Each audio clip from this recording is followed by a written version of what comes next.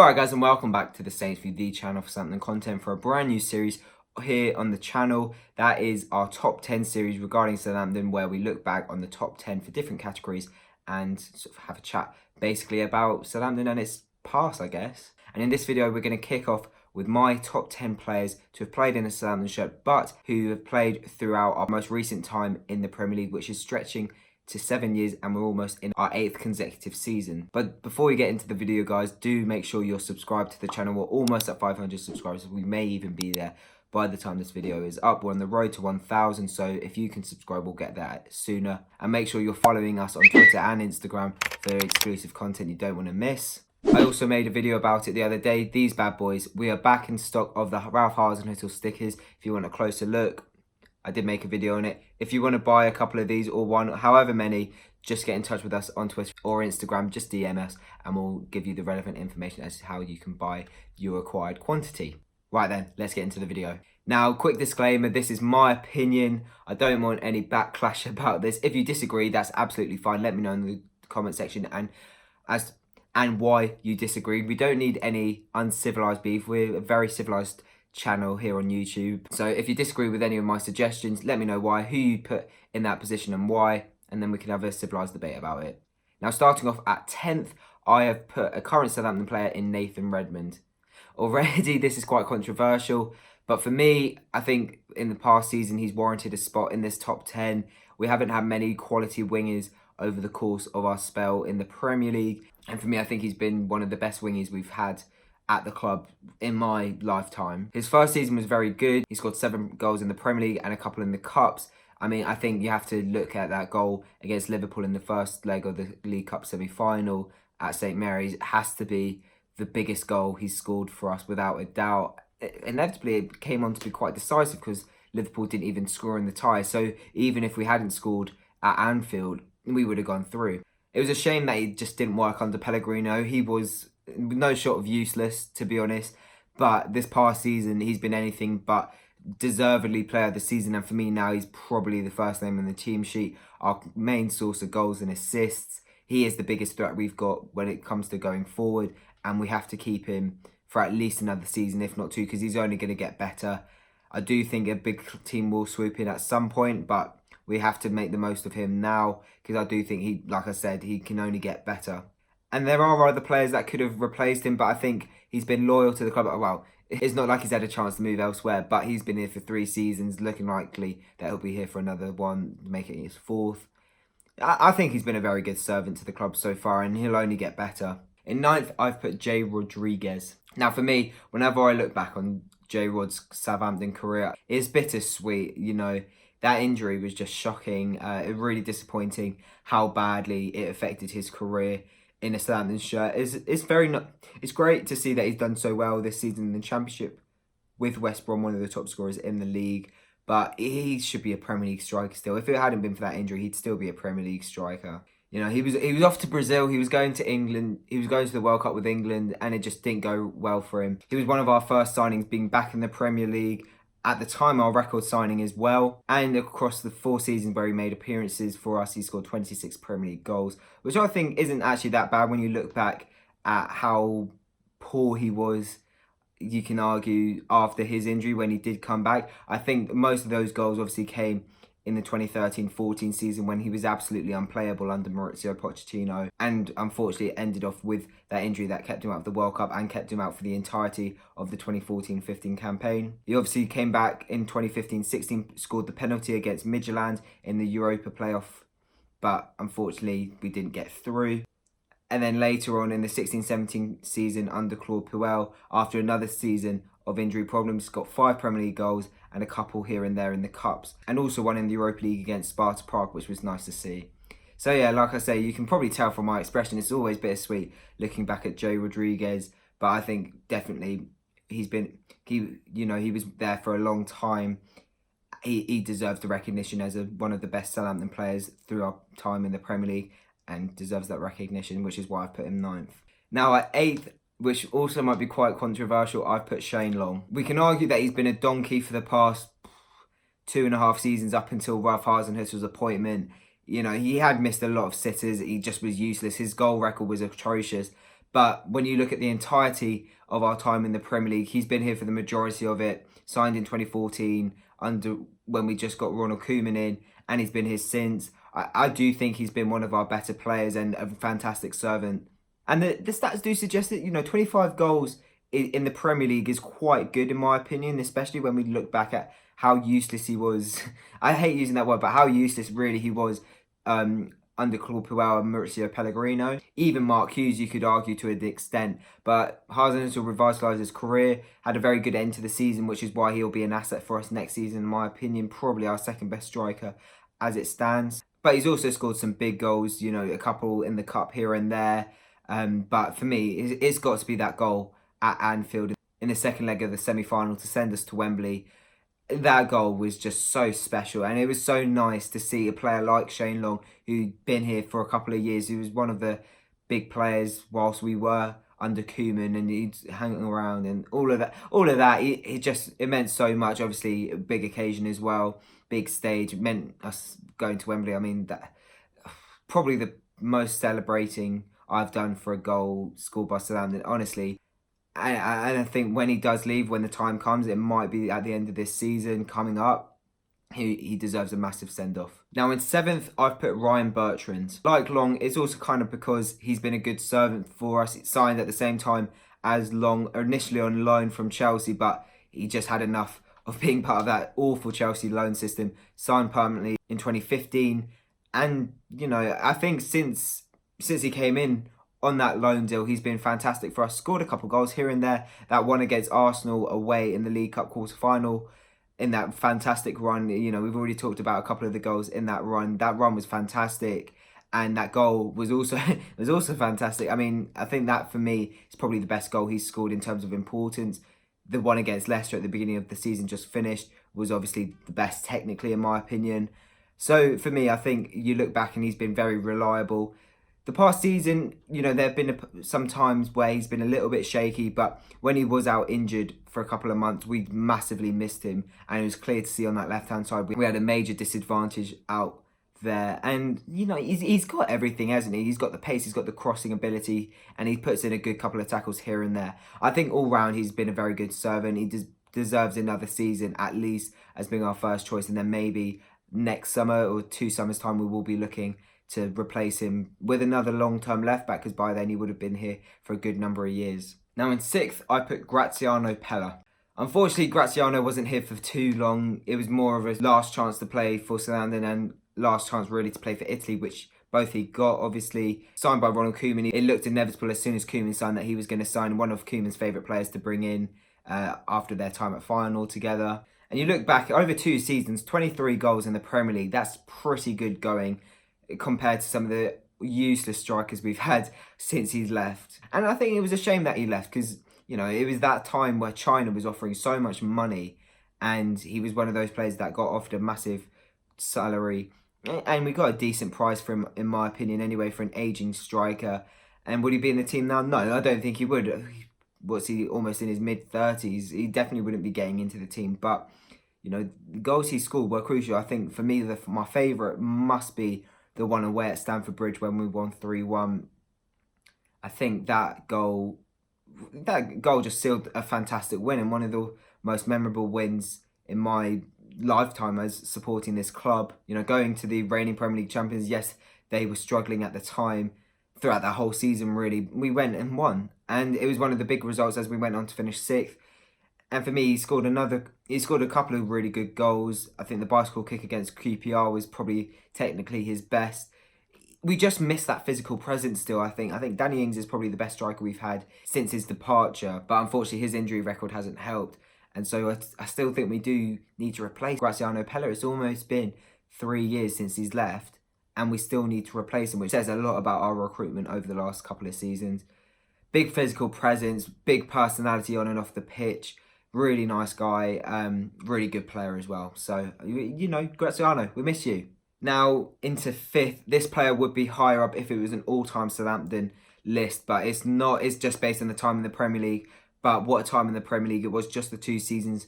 Ricky Lambert. Now, without a doubt, he is a Southampton legend. Say what you like about the way he left. He is a Southampton legend for what he did, staying with us throughout League One up to up to the Championship, and then a season later up to the Premier League. Stayed with us for 2 seasons. You know, you can't fault the fact that he went to Liverpool. It's his boyhood club. He got the opportunity to play for his dream club. It was a shame it didn't work out and he had to end up at West Brom. Personally, I would have liked to have seen the club try and bring him back. It didn't happen. 28 goals, though, for Southampton in the Premier League across just 2 seasons. It is very prolific, and he was so good for us. Even in the top flight, the amount of goals he scored, big goals as well. You know, I think the free kick against Chelsea probably is my favourite. Here and there, he's such a big figure, and he's still involved with the club. He's still technically a Southampton fan. He says, you know, he adores the football club. And like I said, he's a legend, isn't he? 28 goals. I mean, I'm thinking now, like, it's so good. We haven't had that attacking profile for so long. 28 goals just in the league, that is. He had a couple in the cup as well, here and there. You know, over 2 seasons. I mean, fantastic servant to the club. And I know we're just talking about his Premier League years, but even the 2 years, he was quality, and we still miss that sort of player like with Pella. Now in 4th, I have put Jose Font. For me, another one like Lambert, one of the legends, one of the players who was with us through League One, Championship, and up to the Premier League. I think out of all the players that have left, his departure was probably the one that hurt me the most. And it wasn't because he went to someone like Liverpool again and it's just another player who'd gone to Liverpool. It was the fact that he was shut out by a useless manager. Well, and it's not fair to call him useless because we've had managers who have been a lot worse. But a manager who didn't work, obviously, in Claude Puel, froze him out essentially. And he'd been linked with a big move after his win with Portugal at Euro 2016. And he went to bloody West Ham. And obviously, no disrespect to West Ham, but at the time, they were worse than us. It was a massively sideways move. Seeing him in that shirt a couple of weeks after he'd signed for West Ham, when they came down to our place, won as well, that hurt me. That massively hurt me. I mean, probably the first player who I guess fell in love with as a Southampton fan. For me, you know, you talk about the Matt Letizier's and those sort of players, but I didn't see them play. You know, I think Jose Font, Ricky Lambert, they are the ones that I'll remember for my entire life. You know, it wasn't even the fact that he'd been with us the whole time. You know, you just look at his Premier League years. He was fantastic. He was fantastic. Got into the team of the year, didn't he? 2014-15. You know, he was very, very solid that year. Got so many clean sheets. Scored a couple goals here and there as well. The one against Arsenal was nice when we beat them on Boxing Day 4-0. Yeah, he's a captain. He's still, in terms of a figure, he's someone we still miss. We still miss that sort of captain leader figure on and off the pitch. You know, you can argue Yoshida's probably that now, that Davis has left as well, but he's not really captain material in my opinion. I think we massively miss Font on and off the pitch. He was a class defender. I think it was a shame that he did so badly at West Ham. But, you know, he's still very good. He's just got Lille to 2nd spot. He's got into the League R Team of the Year. So he's still doing bits as, what was he now, 37, 36, something like that. So Jose, if you're watching this, we've missed you, mate. Please come back at some point as a coach or something like that, because I know you love the club. You're not all about West Ham. You don't like West Ham. You're all Southampton through and through. Come back as a technical director or something. Now in 3rd, I've put Sadio Mane. Some people might think he deserves to be higher up in our top 10, but for me, I think it was just a little bit too inconsistent for him, and the fact that he played 2 seasons probably is why he's not higher. If he'd stayed for another season, easily, I think he'd be our best player that we've had in the Premier League. He got 20-odd goals over the 2 seasons, very prolific for a winger, but it's like I said, he blew hot and cold way too often. You know, you look at that season under Koeman, the second one, 2015-16, you know, he started okay, got a couple of goals in the first handful of games, and then he went missing for about, 3 months? I think he scored at Anfield against Liverpool, like the back end of that October, and didn't score in the Premier League again until we played them in that 3-2 comeback, which was February-March time. So honestly, it was just so inconsistent from him, which is why it's frustrating, because easily he could have been the best player we've had in this spell in the Premier League, even over the 2 years. But it was so frustrating to watch him. But the back end of that season, my God, that hat-trick against Manchester City, that just for me proves how good he could have been and how frustrating it was that he wasn't like that as consistently. Because, not going to lie, I know we finished sixth that season, and that's fantastic. You know, bite your hand off now every season to finish sixth, but we were so close to the Champions League as well. You know, I think if he was able to get another 5 goals in his locker, I think we would have had Champions League nights. And that's crazy to think, given we've been so close to relegation the last 2 seasons. But for me, yes, we're still missing that spark, but I do think Nathan Redmond can replicate the form that Mane showed as a Southampton player, or even more consistently. He can easily get the numbers. You know, I think overall Redmond got 6 or 7 Premier League goals last season, and then a handful in the Cups as well. So if you think that Mane probably got about 12, 13 in that 15-16 season, you know, Redmond's not far away at all. So yeah, frustrating that he couldn't do more. He deserved his move to Liverpool, and obviously he's done very well since then. But for me, yeah, it's a shame that he wasn't as good as he could be, because he'd easily be top.